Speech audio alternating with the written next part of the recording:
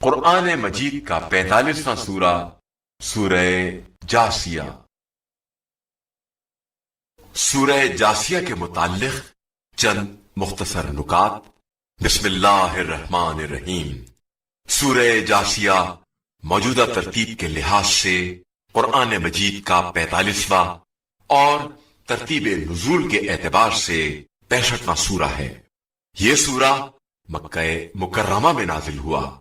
اس سورہ کا نام اس کی 28ویں آیت کی مناسبت سے جاسیہ رکھا گیا ہے، کیونکہ قیامت کے دن ہر امت گھٹنوں کے بل بیٹھی ہوئی ہوگی، اور عربی میں جاسیہ کے معنی ہیں گھٹنوں کے بل بیٹھنے والا۔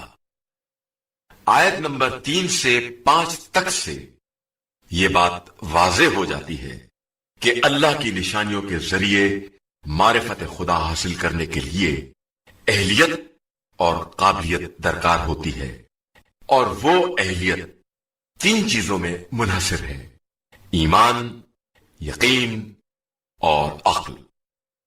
آیت نمبر 14 میں ایام اللہ کا ذکر ہے۔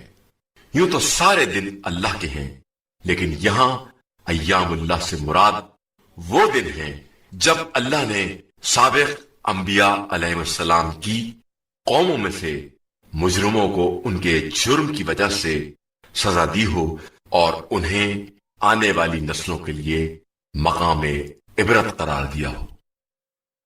آیت نمبر 18 میں لفظ شریعت آیا ہے۔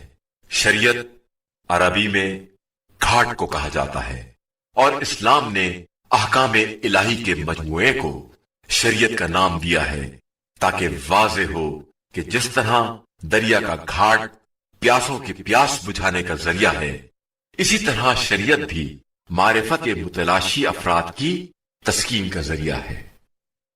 جو شخص سورہ جاسیہ کی تلاوت کرے گا، خدا اس کے تمام عیبوں پر پردہ ڈالے گا، اور قیامت کے دن حساب کے وقت اس کے دل میں کوئی خوف و حزن نہ ہوگا۔